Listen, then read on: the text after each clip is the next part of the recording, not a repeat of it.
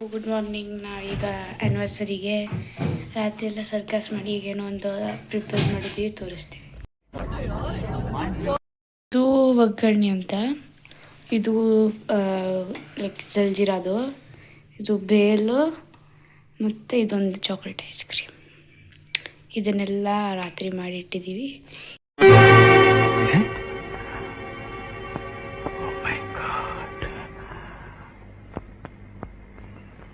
ಈಗ ಅದನ್ನು ತೊಗೊಂಡೋಗಿ ಅವ್ರಿಗೆ ಕೊಡಬೇಕು. ಬನ್ನಿ, ರಿಯಾಕ್ಷನ್ ಏನಿರುತ್ತೆ ಅಂತ ನೋಡೋದು. ನೋಡಿರಿ,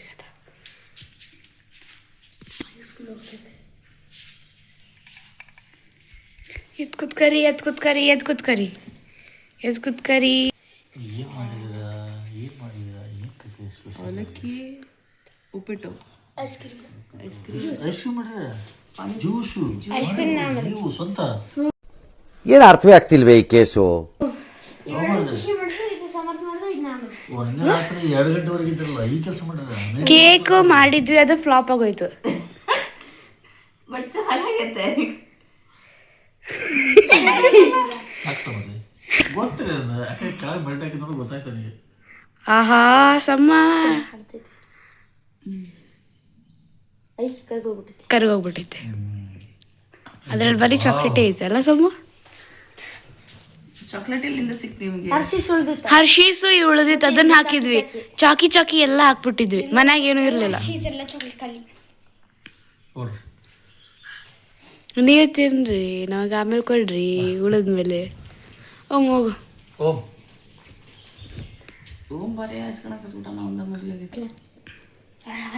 ಮತ್ತೆ ಹಾಲು ಅರಸಿ ಸ್ವಲ್ಪ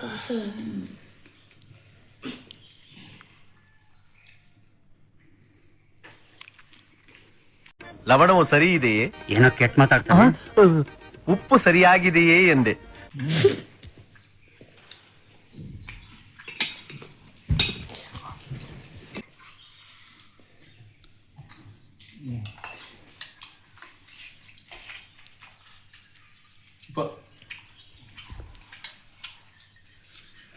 ಇನ್ನಷ್ಟು ಹಾಕಂಬಲ್ಲ, ಇಬ್ರು ಕೊಡ್ತೀವಿ. ಇಲ್ಲ, ಒಂದರಲ್ಲೇ ಕೊಡ್ರಿ. ಒಂದರಲ್ಲಿ ಎಷ್ಟು ಹಾಕ್ತೀರಿ?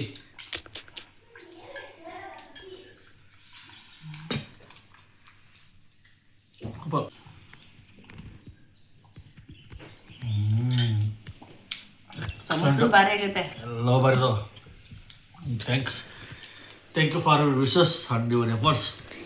ಇನ್ನೂ ಮುಗ್ದಿಲ್ಲ ಹೇಳು. ಇನ್ನೂ ಮುಗ್ದಿಲ್ಲ.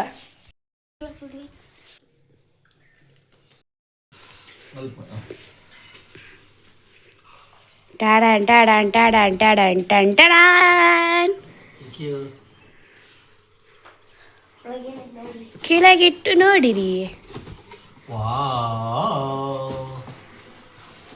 ಕಿತ್ಕೊಂಡೆ ಬಂದೈತೆ.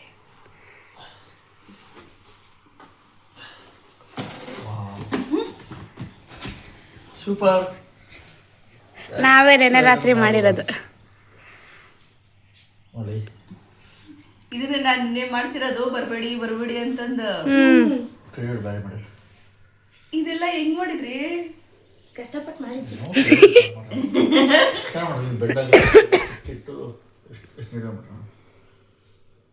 Excellent creativity, super. Thank you so much. Hi all, ಎಲ್ಲರೂ ಹೇಗಿದ್ದೀರಾ? ಎಲ್ಲರೂ ಚೆನ್ನಾಗಿದ್ದೀರಾ? ನಾನು ತುಂಬ ಚೆನ್ನಾಗಿದ್ದೀನಿ. ಬನ್ನಿ ಫ್ರೆಂಡ್ಸ್, ಇವತ್ತು ಬಂದುಬಿಟ್ಟು ನಮ್ದು ಆ್ಯಕ್ಚುಲಿ ಆ್ಯನಿವರ್ಸರಿ ಇತ್ತು. ಹಾಗಾಗಿ ಮಕ್ಕಳು ಹಿಂದಿನ ದಿನವೇ ಏನೋ ಪ್ರಿಪೇರ್ ಮಾಡ್ತಾಯಿದ್ರು. ನಮಗೆ ಮಾತ್ರ ಬರಬೇಡಿ ಅಂತ ಇದ್ರು ಕಿಚನ್ಗೆ. ಸೊ ಆಲ್ಮೋಸ್ಟ್ ನಾನು ಕೆಲಸ ಎಲ್ಲ ಮುಗಿಸ್ಕೊಂಡ್ಬಿಟ್ಟೆ ಬಂದುಬಿಟ್ಟಿದ್ದು. ರಾತ್ರಿ 2 o'clock ತನಕ ಮಾಡಿದ್ದಾರೆ ಫ್ರೆಂಡ್ಸ್. ಬಟ್ ನಮಗೆ ಬರಲೇಬೇಡಿ ಅಂತ ರಿಸ್ಟ್ರಿಕ್ಟ್ ಮಾಡಿದರು, ಹಾಗಾಗಿ ನಾವು ಹೋಗಿದ್ದಿಲ್ಲ.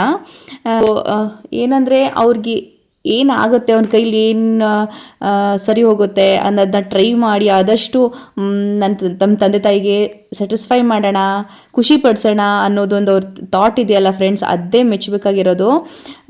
ಅವ್ರು ಏನೇ ಚಿಕ್ಕದಾಗಿದ್ದು ಕೊಟ್ಟರು ಕೂಡ, ದೊಡ್ಡದಾಗಿದ್ದು ಕೊಟ್ಟರು ಕೂಡ ಅವ್ರ ತಲೆಯಲ್ಲಿ ನಮ್ಮನ್ನು ಖುಷಿ ಪಡಿಸ್ಬೇಕು ಅನ್ನೋದೊಂದು ಥಾಟ್ ಇದೆಯಲ್ಲ ಫ್ರೆಂಡ್ಸ್, ಅದು ತುಂಬ ಇಷ್ಟ ಆಯಿತು ನಮಗೆ. ಈ ಡೇ ನಮಗೆ ತುಂಬ ಖುಷಿನೇ ಕೊಡ್ತು. ನಾವು ಏನೋ ತೊಗೊಂಡ್ರೂ ಕೂಡ ಅಷ್ಟೊಂದು ಅನಿಸ್ತಾ ಇದ್ದಿಲ್ಲ. ಹಾಗೆ ಫ್ರೆಶ್ ಅಪ್ ಎಲ್ಲ ಆಗಿಬಿಟ್ಟು ಅವತ್ತಿನ ದಿನನೇ 28 ಮಾರ್ಚ್ ಮಕ್ಕಳಿಗೆ ರಿಸಲ್ಟ್ ಅನೌನ್ಸ್ಮೆಂಟ್ ಇತ್ತು. ಅವ್ರದ್ದು ಎಕ್ಸಾಮ್ ಎಲ್ಲ ಬರೆದಿದ್ರಲ್ಲ, ಸೊ ಹಾಗಾಗಿ ಅವ್ರದ್ದು ರಿಸಲ್ಟ್ ಅನೌನ್ಸ್ಮೆಂಟ್ ಇತ್ತು. ಸ್ಕೂಲ್ ಕಡೆ ಹೊರಡ್ತಾ ಇದ್ವಿ. ಮಕ್ಕಳಿಗೆ ಖುಷಿ ಪಡಿಸೋದಕ್ಕಿಂತ ಹೆಚ್ಚಾಗಿ ಆಮೇಲೆ ಅವ್ರಿಗೆ ತಲೆಯಲ್ಲಿ ಏನು ಬಂದಿತ್ತು ಅಂದರೆ ಪೇರೆಂಟ್ಸ್ ಏನಂತಾರೋ ರಿಸಲ್ಟ್ ಬಗ್ಗೆ ಅಂದ್ಕೊಂಡು ಬರ್ತಾಯಿದ್ರು. ಬಟ್ ನಮಗೆ ಅಲ್ಲಿ ಏನು ಅನ್ನಿಸ್ತು ಅಂತಂದರೆ ಅಷ್ಟೊಂದು ಮಕ್ಕಳು ನಮ್ಮ ಬಗ್ಗೆ ಕಾಳಜಿ ತಗೋತಾರೆ ಅಥವಾ ನಮಗೆ ಯಾವ ರೀತಿ ಖುಷಿ ಪಡಿಸಿದ್ರೆ ಚೆನ್ನಾಗಿರುತ್ತೆ ಅನ್ನೋದನ್ನ ಒಂದು ಥಾಟ್ ಇರುತ್ತಲ್ವ, ಅದಕ್ಕೋಸ್ಕರ ನಾವು ಅವ್ರಿಗೆ ಏನೂ ಹೇಳಲಿಲ್ಲ.